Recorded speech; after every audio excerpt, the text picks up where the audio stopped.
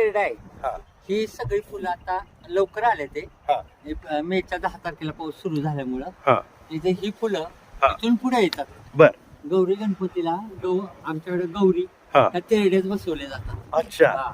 बर एक गौर साठीमध्ये असते हा आणि एक मूळ जी गौर आहे हा आम्ही जो संध्याकाळी वौसा घेतो हा गौरी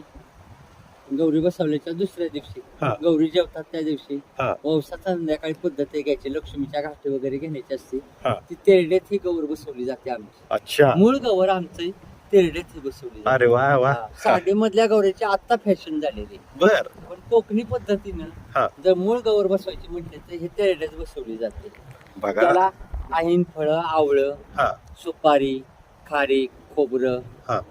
रानातली ती ही पानं दुसरी असतात हा त्याची ती पानं घेऊन म्हणून त्या गाठी मारायच्या एवढी लांब लक्ष्मी काढायची हा आणि त्याच्या पूर्ण गाठी मारायच्या संध्याकाळच्या वेळेला गौरी जेवतील त्या दिवशी बर आणि ती लक्ष्मी घ्यायची आपली लक्ष्मी आपल्या घरात आली म्हणून अच्छा म्हणजे माहेरला मुलगी येते ना हा ती लक्ष्मी आपल्या घरात आली आज आणि आपण लक्ष्मी आपली आपल्या जवळ ठेवायची वा आणि मुलगीला दुसऱ्या दिवशी ती पाठवणी करायची तिची म्हणजे गौरीची पाठवणी करायची बर ती ह्या कुठलं ह्याचं नाव तेरडा तेरडा तेरडे बघा.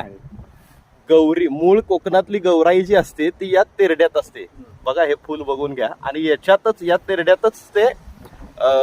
स्थापना होती हा स्थापना होती अच्छा आणि तो जो वौसा घेतल्यावर हा नागवेलीची पानं असतात हा त्याच्यात नागवेलीच्या पाण्यात सुपारी पैसा 1 रुपया ठेवून